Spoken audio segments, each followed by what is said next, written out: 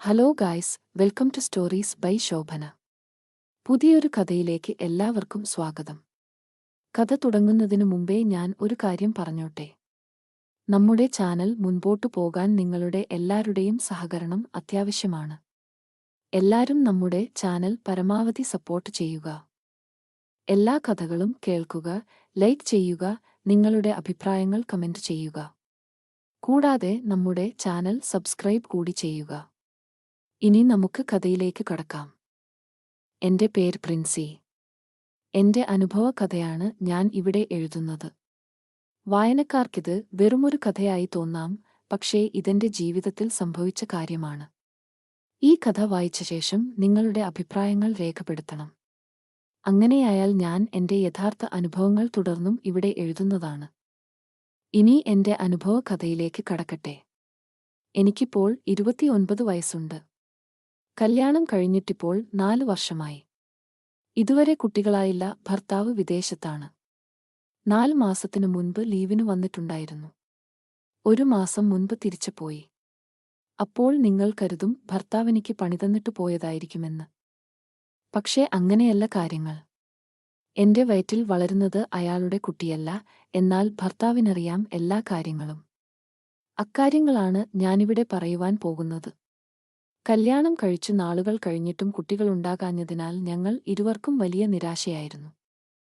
ഒടുവിലൊരു ഡോക്ടറെ കാണാൻ ഞങ്ങൾ തീരുമാനിച്ചു. ഡോക്ടർ ഞങ്ങൾ ഇരുവരുടെയും കുറെ ടെസ്റ്റുകൾ ചെയ്തു നോക്കി. ഒടുവിൽ ഡോക്ടർ ആ സത്യം ഞങ്ങളോട് പറഞ്ഞു. എന്റെ ഭർത്താവിനാണ് കുഴപ്പമെന്നും അയാൾക്ക് ഒരിക്കലും കുട്ടികളുണ്ടാകില്ല എന്നും പറഞ്ഞു.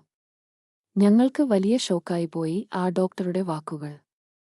4 മാസം മുൻപ് ലീവിന് ഭർത്താവ് നാട്ടിൽ വന്നപ്പോൾ ഞാൻ പറഞ്ഞു, എന്തായാലും നമുക്ക് കുട്ടികളുണ്ടാകില്ല, അങ്ങനെയെങ്കിൽ നമുക്ക് ഒരു കുട്ടിയെ ദത്തെടുത്തു വളർത്തിക്കൂടെ എന്ന് ചോദിച്ചു. അത് കേട്ട ഭർത്താവ് പറഞ്ഞു, എനിക്കല്ലേ കുഴപ്പമുള്ളൂ, നീ പ്രസവിക്കുമല്ലോ. പ്രിൻസി പ്രസവിക്കുന്ന കുട്ടി മതി എനിക്ക്. ദത്തെടുത്തു വളർത്തുന്ന കുട്ടി ഭാവിയിൽ നമുക്കെതിരാകും എന്ന് കേട്ടിട്ടുണ്ട്. അതുകൊണ്ട് ദത്തെടുത്ത കുട്ടിയെ നമുക്ക് വേണ്ട. തുടർന്ന് ഭർത്താവ് പറഞ്ഞു, എന്റെ ഗൾഫിലുള്ള ഫ്രണ്ട് ഒരാളുടെ മൊബൈൽ നമ്പർ തന്നിട്ടുണ്ട്, വളരെ രഹസ്യമായി ഗർഭിണിയാക്കി കൊടുക്കുന്നയാളാണ് അയാളെന്നും പറഞ്ഞു. അത് കേട്ട് ഞാൻ ശരിക്കും ഞെട്ടിപ്പോയി. ഭർത്താവ് കുറെ നിർബന്ധിച്ചപ്പോൾ ഞാൻ അതിനു സമ്മതിച്ചു.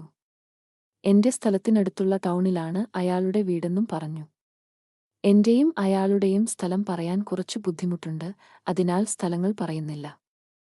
ഞാൻ സമ്മതമറിയിച്ചപ്പോൾ തന്നെ ഭർത്താവ് ആ നമ്പറിലേക്ക് കോൾ ചെയ്തു. ഒരു ലേഡിയാണ് കോൾ അറ്റൻഡ് ചെയ്തത്.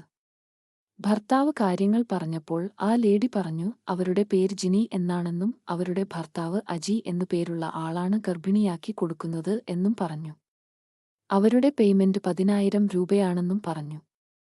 ഒരു പ്രാവശ്യം ചെയ്തു പ്രഗ്നന്റായില്ലെങ്കിൽ അടുത്ത ഒരു തവണ ഫ്രീ ആയി ചെയ്തു തരുമെന്നും പറഞ്ഞു. ഭർത്താവ് എല്ലാം ഓക്കെയെന്ന് പറഞ്ഞു. ഉടനെ ജിനി പറഞ്ഞു എന്റെ ഒരു ഫുൾ സൈസ് ഫോട്ടോ അയച്ചു കൊടുക്കാൻ.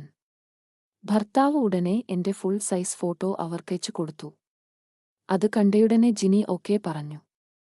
എന്റെ പീരിയഡ്സ് സമയം കഴിഞ്ഞിട്ട് വിളിച്ചപ്പോയിന്റ്മെന്റ് എടുക്കാൻ പറഞ്ഞു. അടുത്ത ആഴ്ചയിൽ തന്നെ എനിക്ക് പീരിയഡ്സ് ആയി. അത് കഴിഞ്ഞിട്ട് ഞങ്ങൾ ജിനിയെ വിളിച്ചു. അടുത്ത ദിവസം തന്നെ അവരുടെ വീട്ടിൽ ചെല്ലാൻ പറഞ്ഞു. സമയവും പറഞ്ഞു തന്നു. വാട്സാപ്പിൽ ലൊക്കേഷനും അയച്ചു തന്നു. ഒരു കാര്യം മറന്നു. എന്നെപ്പറ്റി ഞാൻ ഒന്നും പറഞ്ഞില്ലല്ലോ. എന്റെ ഫുൾ സൈസ് ഫോട്ടോ കണ്ടിട്ട് അവർ ഓക്കെ പറയാൻ കാരണമുണ്ട്. എന്നെ കാണാൻ അതിസുന്ദരിയാണ്. ആണുങ്ങളുടെ ഭാഷയിൽ പറഞ്ഞാൽ ആറ്റം ചരക്ക്. എല്ലാ അവയവങ്ങൾക്കും നല്ല മുഴുപ്പുണ്ട്. ഞാൻ തന്നെ എന്നെപ്പറ്റി കൂടുതലായി പറയുന്നില്ല. കഥ തുടരട്ടെ. അങ്ങനെ അവർ പറഞ്ഞ ദിവസം ഞാനും ഭർത്താവും ഞങ്ങളുടെ കാറിൽ അവിടേക്ക് യാത്രയായി. പോകുന്ന വഴിക്ക് ബ്യൂട്ടി പാർലറിൽ കയറി ഞാൻ ചെറുതായി മേക്കപ്പൊക്കെ ചെയ്തു. ജിനി പറഞ്ഞ സമയത്തു തന്നെ അവർ തന്ന ലൊക്കേഷൻ പ്രകാരം ഞങ്ങൾ അവരുടെ വീടിന്റെ മുന്നിലെത്തി. ഗേറ്റ് തുറന്നു കിടക്കുകയായിരുന്നു. എങ്കിലും ഞങ്ങൾ അകത്തു കയറാതെ ജിനിയെ കോൾ ചെയ്തിട്ട് ഗേറ്റിന്റെ പുറത്ത് വന്നിട്ടുണ്ടെന്ന് പറഞ്ഞു. ജിനി പറഞ്ഞു, ഗേറ്റ് തുറന്നു കിടക്കുകയാണ്, നിങ്ങൾ അകത്തേക്ക് കാർ കൊണ്ടുവന്നോളൂ. ഞങ്ങൾ കാർ അകത്തുകയറ്റി മുറ്റത്തു കാറിട്ടു. പോർച്ചിൽ അവരുടെ കാർ കിടപ്പുണ്ട്. ഉടനെ ജിനി കതകു തുറന്നു പുറത്തേക്ക് വന്നു. ഒരു 30 വയസ്സ് തോന്നിക്കുന്ന ഒരു ലേഡി. അമിത സൗന്ദര്യമൊന്നുമില്ല, ഒരു നോർമൽ ലുക്ക് എന്ന് പറയാം. എന്നിട്ട് ജിനി വന്നു ഗേറ്റ് പൂട്ടി. ഞങ്ങളെ ഇരുവരെയും അകത്തേക്കു ക്ഷണിച്ചു. ജിനിക്കൊപ്പം ഞാനും ഭർത്താവും അകത്തേക്കു കയറി ഹാളിലെ സോഫയിലിരുന്നു. ഉടനെ ജിനി അകത്തുപോയി ഞങ്ങൾക്ക് കുടിക്കാനായി കൂൾ ഡ്രിങ്ക്സ് എടുത്തുകൊണ്ടു തന്നു. ഞങ്ങൾ അത് കുടിച്ചുകൊണ്ടിരിക്കുമ്പോൾ ജിനി ബെഡ്റൂമിലേക്ക് നോക്കി അജിയച്ചാച്ച എന്ന് വിളിച്ചു. അവർ ക്രിസ്ത്യാനികളാണെന്ന് അവരുടെ വിളിയിൽ ഞങ്ങൾക്ക് മനസ്സിലായി. ഞങ്ങളും ക്രിസ്ത്യൻസാണ്. ഉടനെ അകത്തുനിന്നും അജി പുറത്തേക്ക് വന്നു. എന്റെ നോട്ടം അയാളിലേക്കായി. സുന്ദരനായ ഒരു ചെറുപ്പക്കാരൻ. ജീൻസും ടീഷർട്ടുമാണ് വേഷം. താടിയൊക്കെ ട്രിം ചെയ്ത് സൂപ്പറായിട്ട് വെട്ടിയൊതുക്കിയിരിക്കുന്നു. മൊത്തത്തിൽ പറഞ്ഞാൽ ഒരു ചുള്ളൻ തന്നെ. ഈ ജിനിക്ക് കിട്ടേണ്ടയാളെയല്ല എന്നെനിക്ക് തോന്നി. ജിനി എന്നോട് പറഞ്ഞു, പ്രിൻസി, ഒന്ന് എഴുന്നേറ്റ് നിൽക്കൂ. ഞാൻ എഴുന്നേറ്റ് നിന്നു. അജി എന്നെ അടിമുടി നോക്കി. ലെഗിൻസും ടോപ്പുമായിരുന്നു എന്റെ വേഷം. ഞാൻ ഷാൾ ഒന്നുമിട്ടിരുന്നില്ല. ആയതിനാൽ എന്റെ ശരീരമുഴുപ്പെല്ലാം ലെഗിൻസിന്റെയും ടോപ്പിന്റെയും ഉള്ളിലൂടെ പുറത്തു കാണാമായിരുന്നു. കുറെ നേരം എന്നെ നോക്കിയ ശേഷം അജി തിരിച്ചു റൂമിലേക്ക് പോയി. ഭർത്താവിന് TV ഓൺ ചെയ്തു കൊടുത്ത ശേഷം ജിനി എന്റെ കൈക്ക് പിടിച്ചു അകത്തെ ബെഡ്റൂമിലേക്ക് കൊണ്ടുപോയി. എന്നിട്ട് അവിടെ ചെന്നിട്ട് അലമാരയിൽ നിന്നും ഒരു പ്രത്യേക തരം ഡ്രസ്സെടുത്ത് എന്റെ കയ്യിൽ തന്നു. മിഡിയും ടോപ്പും പോലെയുള്ള ഒരുതരം നേർത്ത വസ്ത്രം. എന്റെ ഡ്രസ്സ് മാറ്റിയിട്ട് അവർ തന്ന ഡ്രസ്സിടാൻ ജിനി പറഞ്ഞു. അടിവസ്ത്രങ്ങൾ ഉൾപ്പെടെ എല്ലാ ഡ്രസ്സും മാറ്റി ജിനി തന്ന ഡ്രസ്സിടാൻ പറഞ്ഞിട്ട് അവർ ഡോറടച്ചു ഹാളിലേക്ക് പോയി. ഞാനുടനെ അവർ തന്ന ഡ്രസ്സിട്ടു. എളുപ്പം അഴിക്കാൻ പറ്റുന്ന രീതിയിലുള്ള കുടുക്കുകളാണ് ആ ഡ്രസ്സിന്റെ പ്രത്യേകത. വീണ്ടും ജിനി ഡോർ തുറന്നു റൂമിലേക്ക് വന്നു. എന്നിട്ട് ഡ്രസ്സിട്ട എന്നെ അടിമുടി നോക്കിയിട്ട് ഒക്കെ പറഞ്ഞു. എന്നോട് ബെഡിലേക്ക് കിടക്കാൻ പറഞ്ഞു. ഞാൻ അപ്രകാരം കിടന്നു. ഉടനെ ജിനി റൂമിലെ ലൈറ്റുകൾ ഓഫ് ചെയ്തിട്ട് ബെഡ്ലാമ്പ് മാത്രം ഓണാക്കി. അപ്പോൾ ബെഡിൽ മാത്രം പ്രകാശം. പിന്നെ ഒരു മ്യൂസിക്കും ഓണാക്കി. ചെറിയ സൗണ്ടുള്ള മ്യൂസിക്. ഇത്രയും ചെയ്തിട്ട് ജിനി ഡോറടച്ച് പുറത്തേക്ക് പോയി. കുറച്ചു സമയത്തിനുള്ളിൽ അജി റൂമിലേക്ക് വന്നു.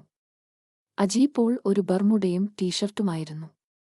ആ ഡ്രസ്സിൽ അജിയെ വളരെ ഭംഗിയായി എനിക്ക് തോന്നി. അജി വന്നു എന്റെയടുത്ത് ബെഡിലിരുന്നു. എന്നെ നോക്കി ചെറുതായി ചിരിച്ചു. ഞാനും ചിരിച്ചു. ഉടനെ അജി പറഞ്ഞു, പ്രിൻസി, നമുക്ക് തുടങ്ങാം. ഞാൻ തലയാട്ടി സമ്മതം അറിയിച്ചു. അതിനിടയിൽ തന്നെ അജി ബെഡിന്റെ സൈഡിലുള്ള ഒരു സ്വിച്ചിൽ വിരലമർത്തി. അത് ഹാളിൽ കേൾക്കുന്ന ഒരു ബെല്ലിന്റെ സ്വിച്ചാണെന്ന് എനിക്ക് മനസ്സിലായി. ബെൽ കേട്ടയുടൻ ജിനി ഡോർ തുറന്നു ഞങ്ങളുടെ അടുത്ത് വന്നു. ജിനി ഞങ്ങളെ എല്ലാവിധത്തിലും സഹായിച്ചു. കുറച്ചു കഴിഞ്ഞവൾ പുറത്തേക്ക് പോയി. പരിപാടി കഴിഞ്ഞു വീണ്ടും അജി സ്വിച്ചിൽ വിരലമർത്തി. ഉടനെ ജിനി വീണ്ടും റൂമിൽ വന്നു. അജിക്കൊരു ടവൽ കൊണ്ടുവന്നു കൊടുത്തു. അജി അതെടുത്തു ബാത്റൂമിലേക്ക് പോയി. ഞാൻ എഴുന്നേറ്റ് ഡ്രസ്സുമാറ്റി പുറത്ത് ഹാളിലേക്ക് വന്നു.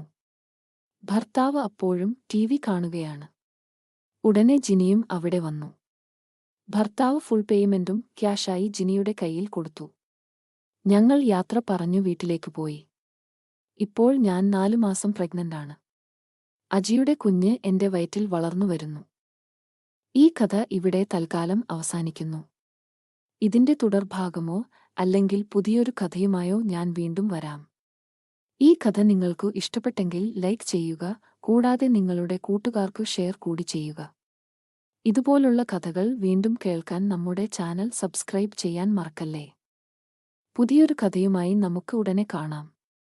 അതുവരെ നമ്മുടെ ചാനലിലെ മറ്റു കഥകൾ കേട്ട് സുഖിച്ചോട്ടോ.